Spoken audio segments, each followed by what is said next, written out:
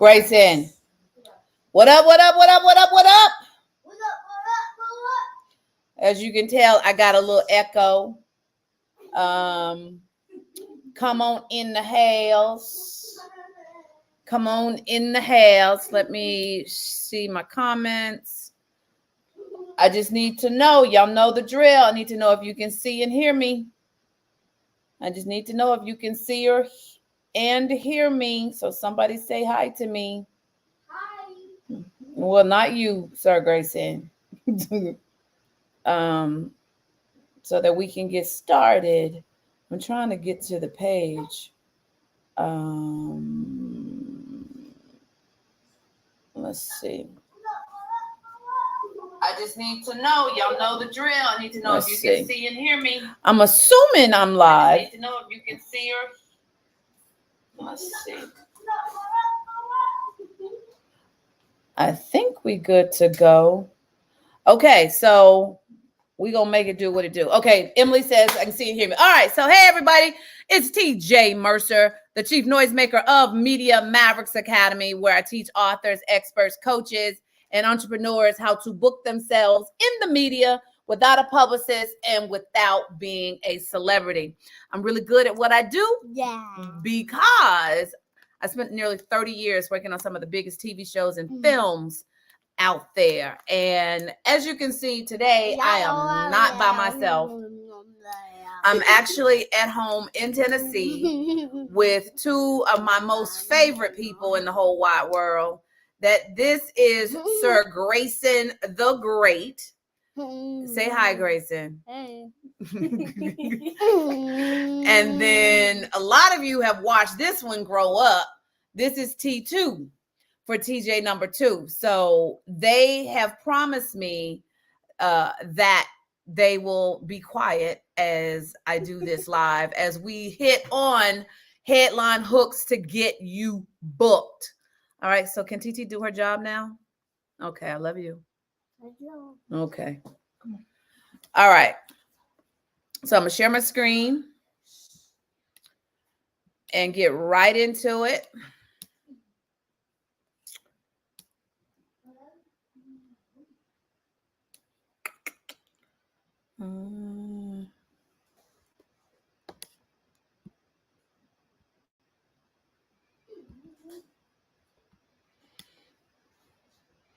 Okay.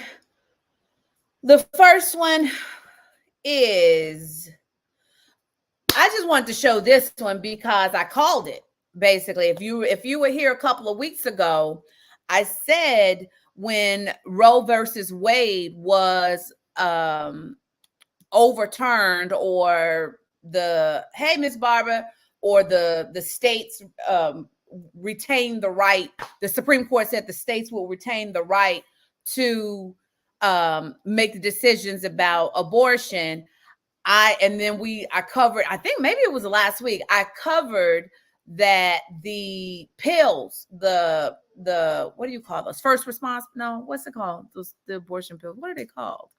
The day after pill, whatever. Y'all know what I'm talking about. Whatever that pill is, the sales increased tremendously. And I said then, somebody needs to do, will you stop?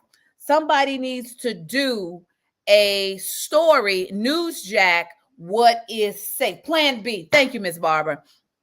They need to do a story on what's safe, what people need to know about taking this particular medication. And lo and behold, I see on Good Morning America's website today, or not, I see it today, but they ran it on June 30th, what you need to know about medication abortion. I'm saying y'all need to listen to me, because I'm telling you, I know what I'm talking about. I suck at a lot of things, but media ain't one. So I just wanted to share that with you. And then the second thing is parents of the late NFL star Demaryius Thomas reveal he suffered CTE stage 2.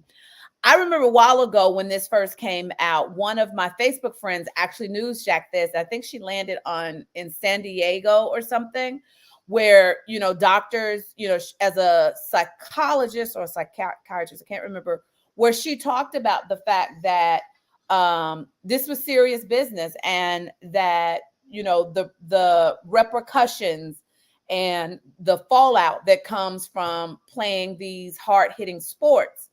And you could definitely do a segment revisiting that, what parents need to consider, and educate the audience on what happens in, contact sports, that now 20 something years later, studies are coming in and showing that, and if I remember correctly, CTE is one of those situations where they can't really detect it until the person has died, and they can do an autopsy on the brain.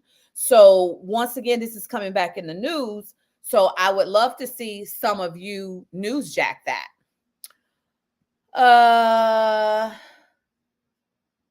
Oh yeah, the bride's viral dress. She found her wedding dress for $3.75, and she's a thrifter.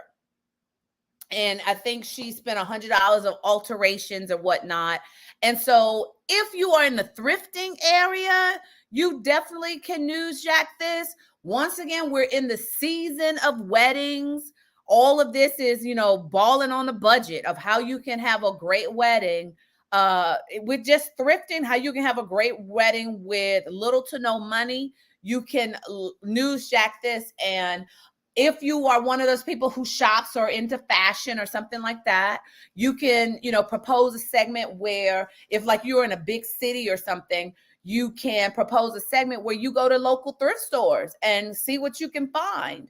Like what I would do, even if you are one of those thrifters or those great shoppers that in your area, you can, put out on your social media that you want to help one bride plan her wedding on the dime by using thrift, all thrift stores, and make that a cute and fun segment. So that definitely is one way you can leverage that. She got her wedding dress for basically $100 and something, because the dress itself was $375, but she had to have it altered.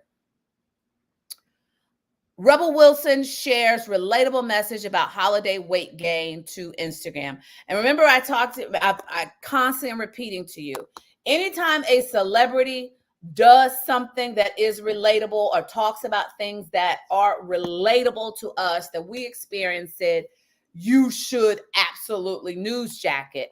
And so she talks about that she went a little overboard and decided she was just gonna go for it, and she put on a little weight. She talked about body image. And so if you are into fitness, if you're into nutrition, if you're into helping people with weight loss, Dr. Renetta, I don't know if you're here, but I thought about you. When you're into, weight loss, a lot of times you are going to have a situation where you're going to gain weight. So you could do a segment around body image. You can do a segment around how to get back on track. Once you've gone on the holiday binge, or if you've fallen off track, you can, newsjack Rebel, use her as a catalyst to jump off your segment about the things that she did right to get back on track. She didn't beat herself up. Like whatever that she said or did that is in alignment with what you teach and coach, you should absolutely jump on it. On the other side, let's say you don't, agree with what she did.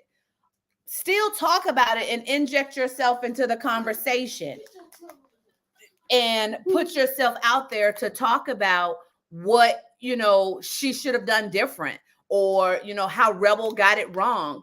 But whatever it is, I don't care what side of the coin you are. I don't care what side of the coin you are on.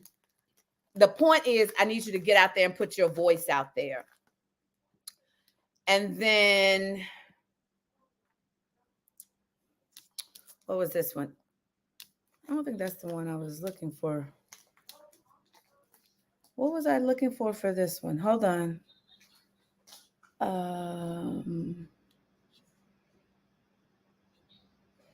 That's not what I was looking for. Oh, yeah. Okay, I think this one is just the wrong tab. Okay, so we're gonna move on.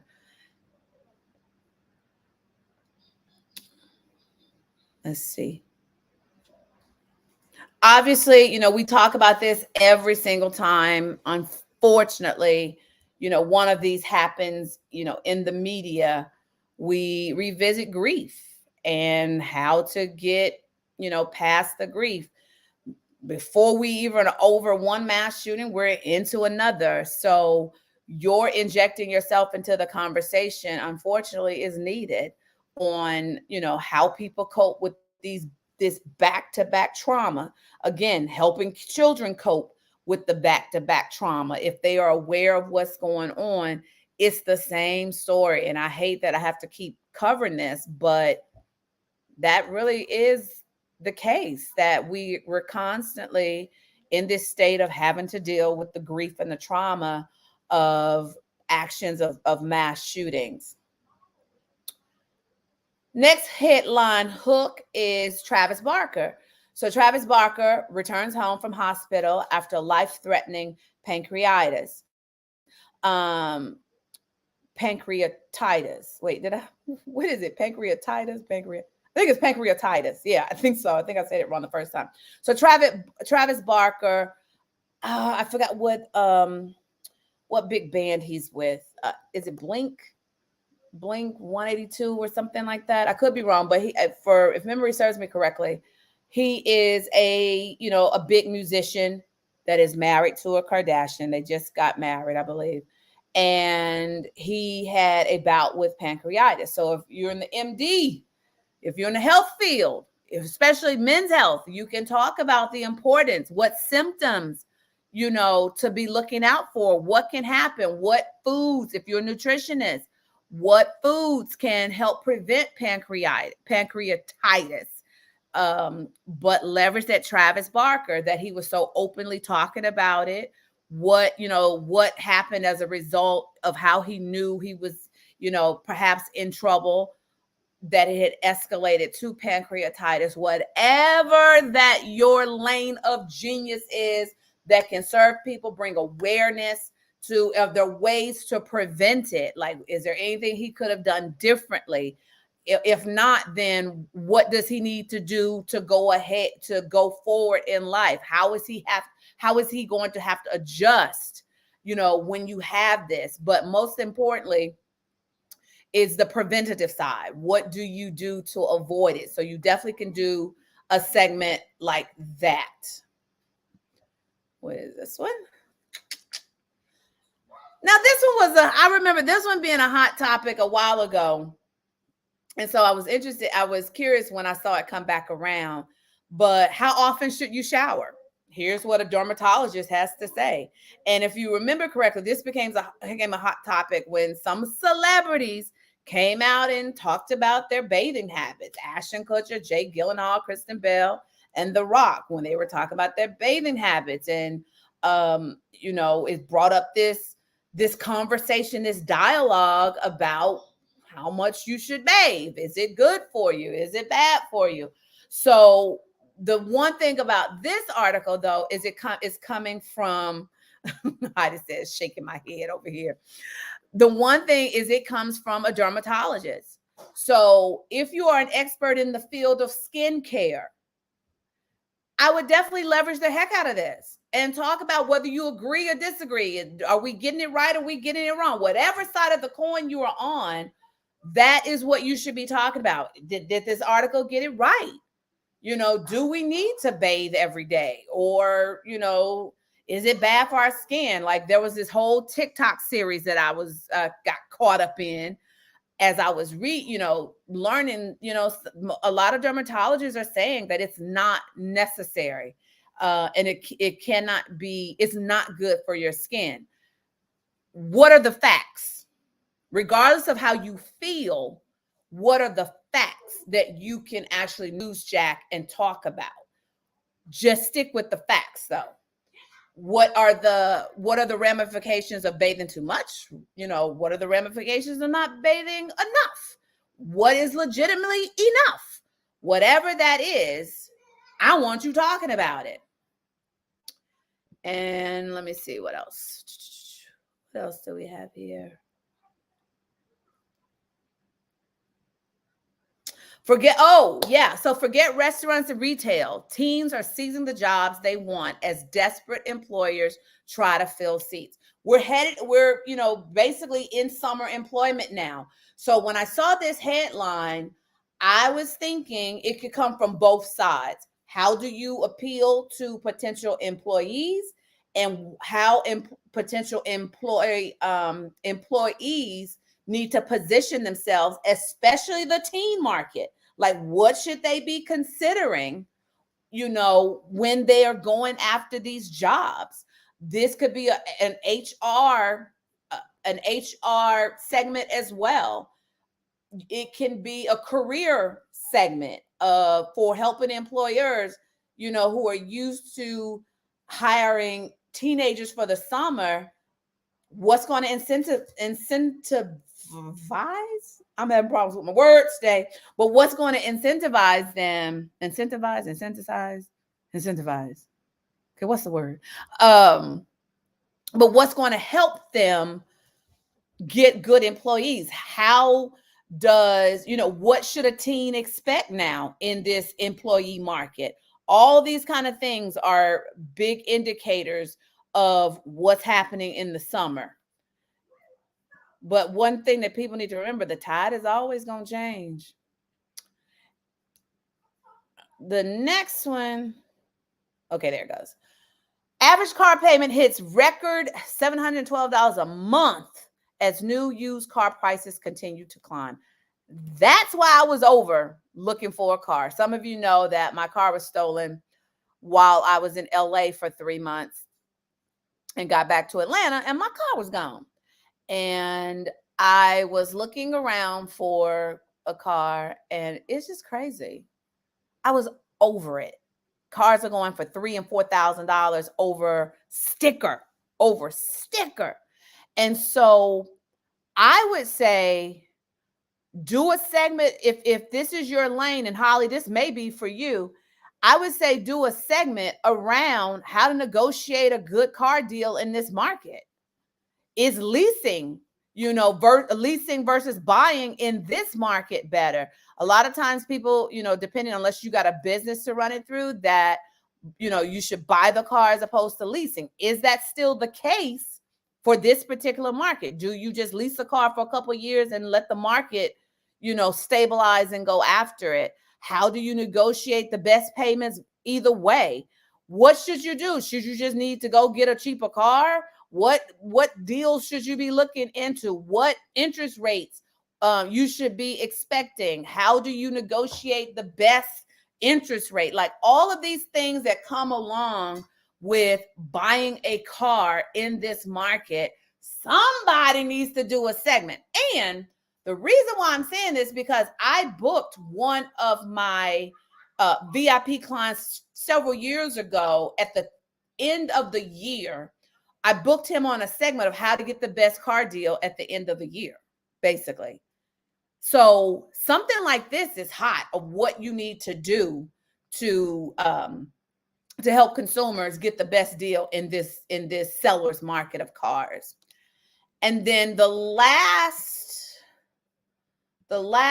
one is Delta Airline prioritizes $10,000 compensations for customers over pilot contracts. So basically, Delta was offering people $10,000.